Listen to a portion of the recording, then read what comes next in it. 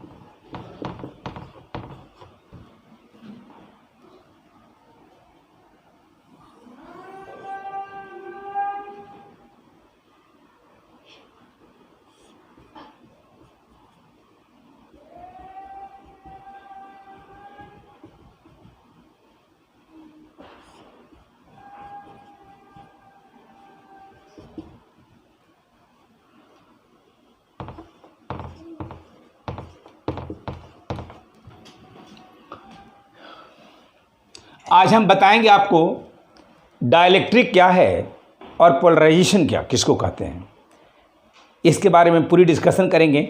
लेकिन इंट्रो देते समय मैं एक कंडक्टर की परिकल्पना किया, एक इंसुलेटर की। कंडक्टर यानी मेटल आप कह सकते हैं, मेटल भी एक कंडक्टर है, इसलिए कोई भी मेटल। ये जब आप इलेक्ट्रिक फील्ड इसमें अप्लाई करोगे तो आपको पता है इलेक्ट्रिक फील्ड अगर इस दिशा में है और इलेक्ट्रॉन इस पे है तो इस पर फोर्स किधर लगेगा, इलेक्ट्रिक फील्ड के उल्टा में।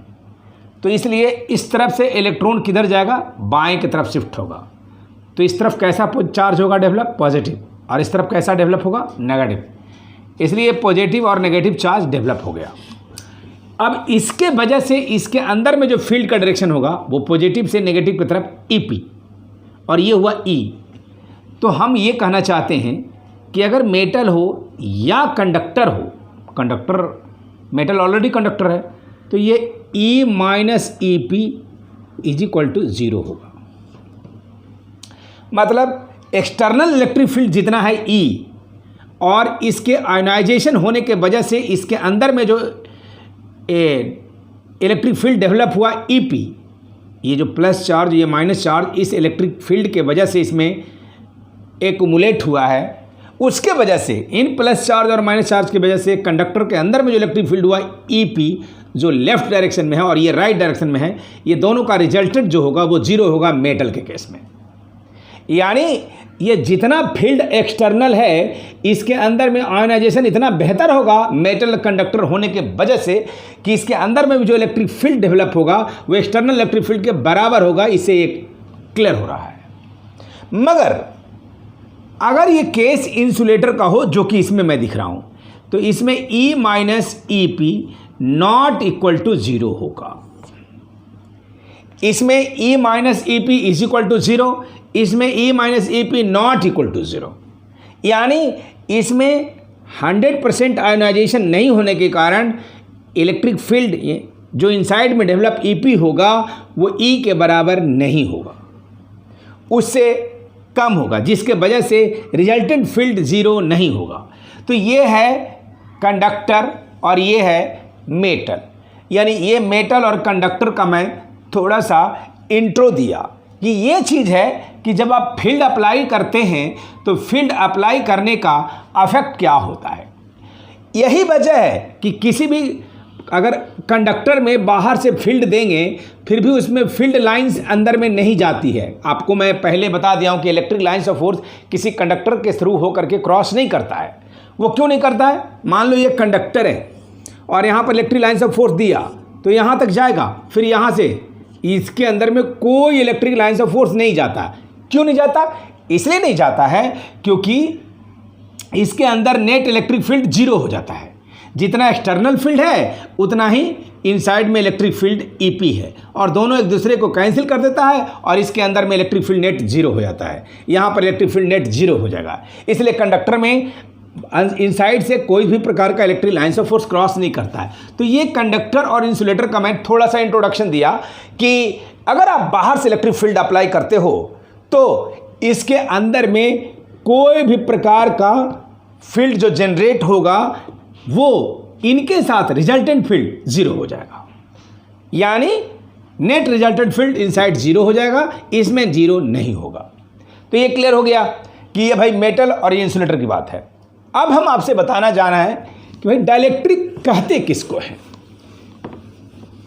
डाइलेक्ट्रिक उसको बोलते हैं जिसमें फ्री इलेक्ट्रॉन्स नहीं हो, और फ्री इलेक्ट्रॉन्स जो नहीं है वो इंसुलेटर है।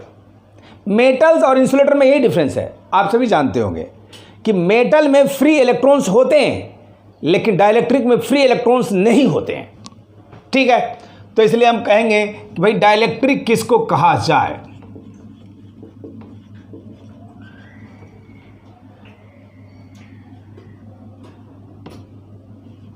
It has no any free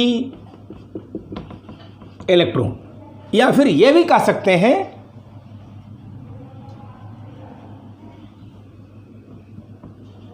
और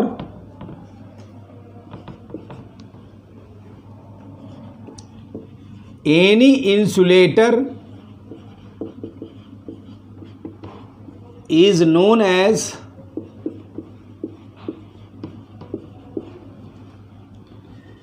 डाइइलेक्ट्रिक। किसी भी प्रकार के इंसुलेटर को डाइइलेक्ट्रिक कहते हैं।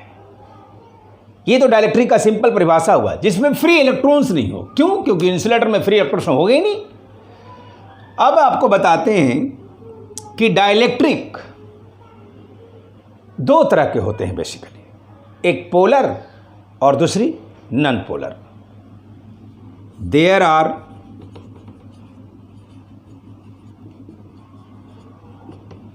To types of dielectric. ये दो तरह के डाइइलेक्ट्रिक होते हैं। फर्स्ट है नॉन पोलर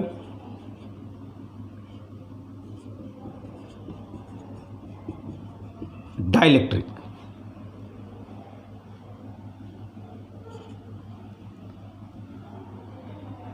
ये नॉन पोलर डाइइलेक्ट्रिक किसको कहते हैं? The dielectric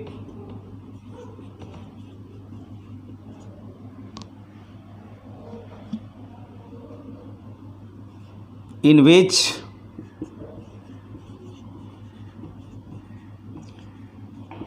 each atom consists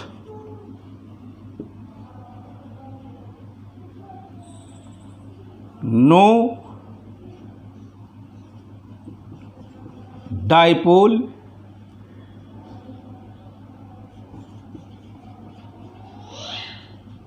moment and net dipole moment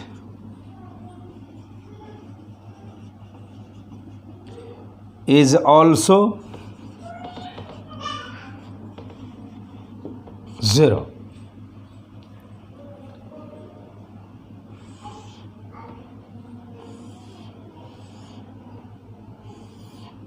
ये देखिए, ये प्लस माइनस, ये प्लस माइनस, ये plus minus,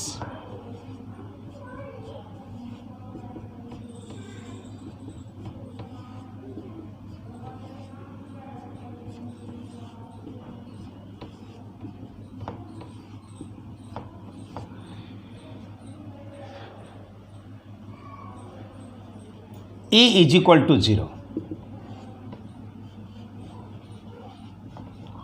non polar dielectric. Figure 1, ये हमने एक नॉन पोलर डाइइलेक्ट्रिक की परिकल्पना की है। अब बताइए डाइपोल मोमेंट किसको कहते हैं? पहले तो दो गो, एक प्लस चार्ज एक माइनस चार्ज, इसके बीच का सेपरेशन कुछ भी 2a है और चार्ज q है, तो ये q इंटू 2a क्या हुआ? डाइपोल मोमेंट हो गया।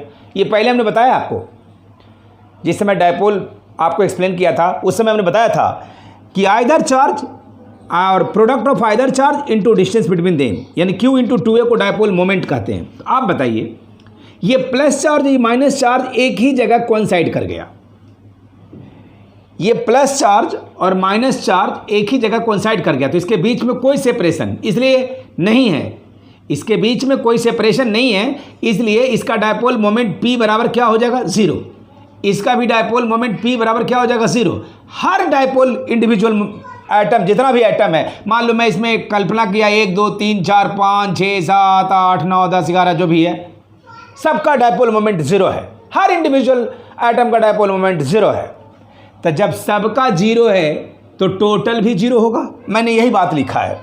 The dielectric in which each atom consist no dipole moment, माने किसी का भी डायपोल मोमेंट नहीं है, and net dipole moment is also 0, इसलिए टोटल डायपोल मोमेंट क्या हो जाएगा 0।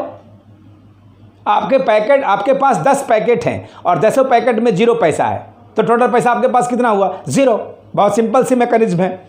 इसी के आधार पर हम कह सकते हैं कि ये नॉन पोलर डाइलेक्ट्रिक जो है इसमें नेट डायपोल मोमेंट भी 0 होता है और हर इंडिविजुअल का डायपोल मोमेंट भी 0 होता है। लेकिन ये बातें कब होती है, ये समझने वाली बात है। ये तब होती है जब इलेक्ट्रिक फील्ड इसमें बाहर से कोई दिया नहीं जाता है, जो मैंने फिगर 1 में दिखाया है। अब अगर आप इसमें बाहर से एक्सटर्नल इलेक्ट्रिक फील्ड दे दो, ये देखो, ये फिगर मैं 2 बना रहा हूं, वही फिगर में थोड़ी चेंजिंग आ जाएगी। अब ऐसा फिगर हो गया, ऐसा,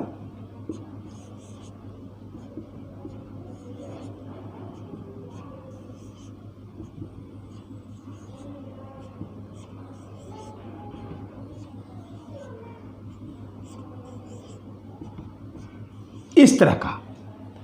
इस बार इलेक्ट्रिक फील्ड 0 नहीं है, बल्कि ये कहिए कि नॉट इक्वल टू 0 है, तो हम कहेंगे ये फिगर 2 है।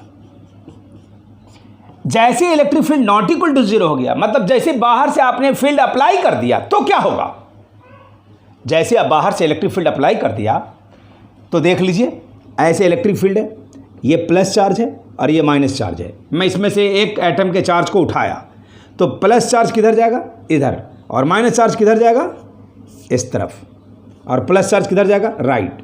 तो प्लस चार्ज कहीं इधर आ गया, माइनस चार्ज कहीं इधर आ गया, इसके बीच में सेपरेशन आ गई, तो ये डायपोल मोमेंट इसमें आ जाएगा। क्योंकि प्लस पर फोर्स किधर लगता है, इलेक्ट्रिक फील्ड के दिशा में, माइनस पर उसके उल्टा में, कई बार हमने बताया है पिछले लेक्चर में। तो इससे आप बताइए कि जो इस पोजीशन में था, एक ही जगह कोइंसाइड था, वो सेपरेशन मेंटेन कर लिया, इसमें भी सेपरेशन मेंटेन कर लिया, इसमें भी, इसमें भी, इसमें भी। और अब इनका डायपोल मोमेंट P जो है वो 0 नहीं है, P नन 0 हो गया, ये भी P नन 0 हो गया, और इस सभी का नन 0 नन 0 नन 0, तो टोटल जोड़ेंगे तो नन 0 हो जाएगा। तो अब हम फिगर 2 का एक्सप्लेनेशन देते हुए कहेंगे कि फिगर 2 का एक्सप्लेनेशन देते हुए कहेंगे कि when external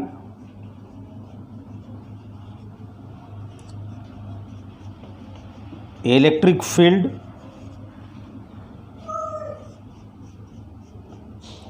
applied across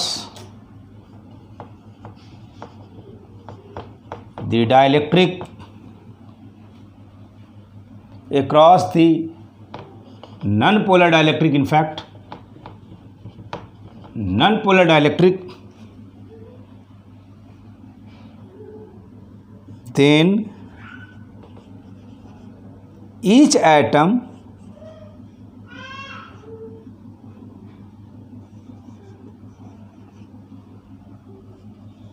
consists some dipole moment and net dipole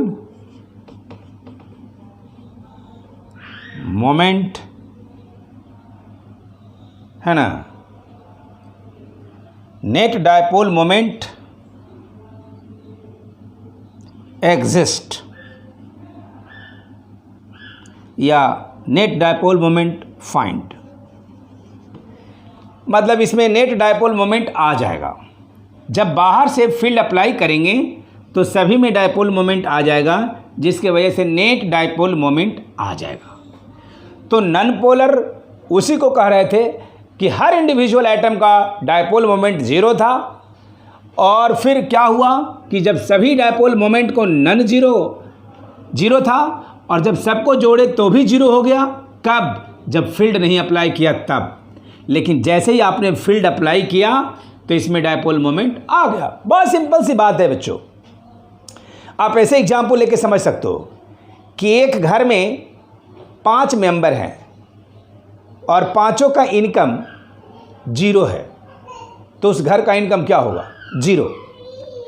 अब किसी वजह से घर के जो मुखिया है, गार्जियन है, वो प्रेशर बनाया सब लोगों पे कि ये घर नीलामी होने वाला है, तो वो आदमी किसी न किसी तरीके से अर्न करने शुरू कर देगा, और फिर सबका अर्निंग हो जाएगी और फिर घर का भी अर्निंग हो जाएगा। तो ये जो मुखिया ने प्रेशर बनाया वो इलेक्ट्रिक फील्ड हुआ। यानी बाहर से जब इलेक्ट्रिक फील्ड आई तो वो हो गया आपको कैसा? उसमें डायपोल मोमेंट नेट एग्जिस्ट करने लगा। तो इस सोशल एग्जाम्पल से आप समझ सकते हैं कि गार्जियन जो फोर्स एक्सपीरियंस किया अपने सारे मेंबर्स के ऊपर, घर नीलामी का वातावरण बना के, तो वो क्या हुआ? वो एक प्रकार का इलेक्ट्रिक फील्ड हुआ। और अब हम देखते हैं पोलर डाइलेक्ट्रिक किसको कहेंगे। अब हम आपको बता रहे हैं पोलर डाइलेक्ट्रिक। जैसा कि इन पोलर में बताया था, नॉन पोलर में सॉरी, कि इंडिविजुअल एटम का डायपोल मोमेंट 0 है और नेट डायपोल मोमेंट भी 0 है। इसमें ऐसा नहीं है। इसमें हर इंडिविजुअल एटम का डायपोल मोमेंट कुछ है। क्यों? क्योंकि प्लस और माइनस के बीच में सेपरेशन है। इसमें भी देखिए सेपरेशन है, इसमें भी सेपरेशन है। तो इनका डायपोल मोमेंट 0 नहीं है, नॉट इक्वल टू 0। इनका dipole moment not equal to 0। लेकिन नेट डायपोल मोमेंट 0 हो गया। क्यों? क्योंकि रैंडम ओरिएंटेशन में होने की वजह से एक दूसरे को कैंसिल कर दिया। इसको आप कहिएगा डायपोल मोमेंट का डायरेक्शन नेगेटिव टू पॉजिटिव होता है, तो ऐसे हो गया। ये भी नेगेटिव टू पॉजिटिव, ऐसे, तो कैंसिल हो गया। अपोजिट डायरेक्शन होने के कारण ऐसे कैंसिल हो गया। उसी तरह से ये कैंसिल हो गया, और नेट इफेक्ट कैंसिल करके इसमें नेट डायपोल मोमेंट 0 हो गया। पहले वाले जो पोलर था, सॉरी नॉन पोलर जो था, उससे पोलर डिफरेंट कैसे है कि नॉन पोलर में हर एटम का डायपोल मोमेंट 0 था, तो नेट भी 0 था। इसमें क्या है? हर एटम का डायपोल मोमेंट कुछ है लेकिन नेट 0 है। मतलब अगर आप जब, लेकिन बाहर से जब आप इसमें इलेक्ट्रिक फील्ड अप्लाई करोगे, ये भी मैं लिखा हूँ यहाँ पे, तो इलेक्ट्रिक फील्ड अप्लाई करने का मतलब इलेक्ट्रिक फील्ड 0 नहीं है, इसमें इलेक्ट्रिक फील्ड 0 है। अब क्या हुआ? इनका डायपोल मोमेंट नेगेटिव से पॉजिटिव ऐसे, और इनका भी नेगेटिव से पॉजिटिव ऐसे, तो ये दोनों डायपोल मोमेंट जुट गया। तो ये कैंसिल अब नहीं हो रहा है। इसमें कैंसिल हो रहा था, इसमें कैंसिल नहीं हो रहा है, तो इसमें नेट डायपोल मोमेंट एग्जिस्ट कर गया। मतलब यहाँ पर डायपोल मोमेंट नेट नहीं है, इसमें है। कब? जब इलेक्ट्रिक फील्ड अप्लाई हुआ। तो आप इसे सोशल लैंग्वेज से भी समझ सकते हैं। बड़ा सिंपल सा मैकेनिज्म बताया मैं, ज़रा ध्यान से सुनिए, अच्छे से आप समझ जाओगे बच्चों। जैसे मैं सोशल एग्जाम्पल लिया था अभी कि नॉन पोलर के लिए, कि एक घर में 5 मेंबर है, पांचों का इनकम 0, घर का इनकम 0। घर की मुखिया उस पर एक्सटर्नल प्रेशर दिया, घर नीलामी होने वाला है, सब कुछ पैसा कमाने लगा, नेट डायपोल मोमेंट आ गया। एक्सटर्नल फील्ड कौन हुआ? मुखिया का प्रेशर। वैसे ही अब एक घर में 5 मेंबर है, पांचों की इनकम कुछ है लेकिन घर का इनकम 0 है। मतलब वो जैसे तैसे खर्च कर देता है। अब वही घर के मुखिया फिर से एक्सटर्नल फील्ड अप्लाई अगर करेगा कि भाई आपकी घर जो है वो नीलामी हो जाएगी, तो जो अर्न कर रहा है वो जैसे तैसे ना खर्च करके पांचों मेंबर गार्जियन को कुछ ना कुछ देने लगेगा, तो ये क्या हुआ? मुखिया ने जो प्रेशर, घर के मुखिया ने जो प्रेशर अप्लाई किया वो क्या हुआ, एक्सटर्नल इलेक्ट्रिक फील्ड, और उसके वजह से क्या आ गया, नेट डायपोल मोमेंट एग्जिस्ट कर गई।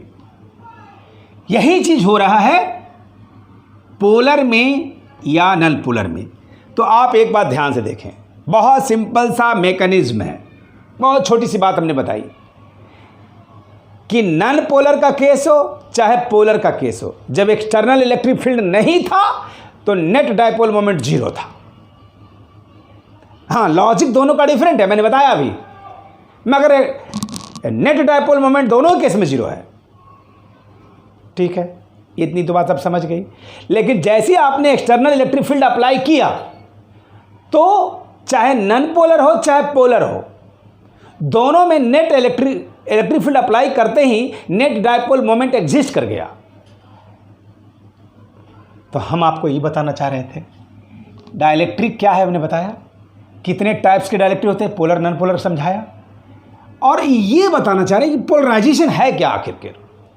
तो आखिरकार पोलराइजेशन है क्या, तो मैं आपको अब सिंपल लैंग्वेज में बताता हूं कि जैसा आपने फिगर 2 में देखा और फिगर 4 में देखा, फिगर 2 में नन पोलर को इलेक्ट्रिक फील्ड अप्लाई किया तो उसमें डायपोल मोमेंट आ गया, और फिगर 4 में पोलर को जब आप इलेक्ट्रिक फील्ड अप्लाई किया तो उसमें भी डायपोल मोमेंट आ गया। तो फिगर 2 में या फिगर 4 में जब आप बाहर से एक्सटर्नल इलेक्ट्रिक फील्ड अप्लाई किया तो वो चाहे पोलर हो चाहे नन पोलर हो, उसमें डायपोल मोमेंट एग्जिस्ट करने लगता है। इसी घटना को डाइलेक्ट्रिक पोलराइजेशन कहते हैं। Whenever external field applied across either polar or non-polar dielectric, then net dipole moment exists due to external electric field. Such phenomenon is known as dielectric polarization. Understand? एक line में लिख लेते हैं हम लोग।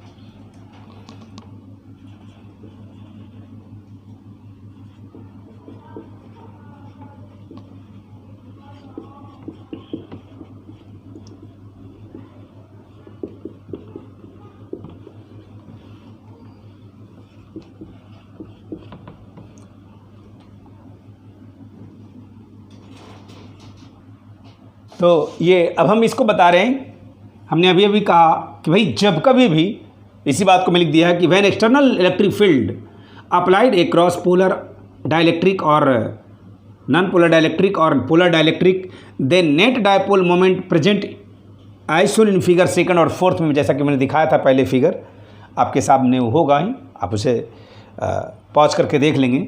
This phenomenon is known as dielectric polarization. इसी घटनाक्रम को हम लोग डाइलेक्ट्रिक पोलराइजेशन कहते हैं। यानी dielectric polarization P is equal to chi into E. Chi को बोलते हैं मैग्नेटिक ससेप्टिबिलिटी। ये भी, इसके बारे में हम लोग डिटेल मैग्नेटिज्म में देखेंगे, इसके बारे में मैग्नेटिक ससेप्टिबिलिटी, और ई है इलेक्ट्रिक फील्ड। तो ये dielectric polarization P is equal to हमारे पास हो गया काई इंटू ई। ठीक है, तो अब हम उम्मीद करते हैं कि आप डाइलेक्ट्रिक समझ गए होंगे। भाई डाइलेक्ट्रिक क्या है, एक प्रकार का इंसुलेटर। डाइलेक्ट्रिक कितने तरह के, non polar, polar. Non polar में क्या हुआ, हर एटम का individual dipole moment zero, net dipole moment भी जीरो। कब, जब फील्ड अप्लाई नहीं हुआ तब।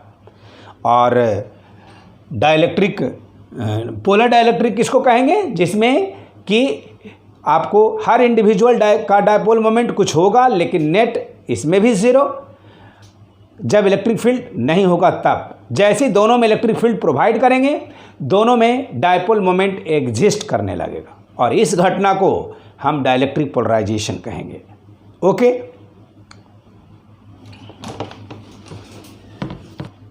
अब पिछले लेक्चर में पूछे गए सवालों का आंसर और आज के लेक्चर का सवाल।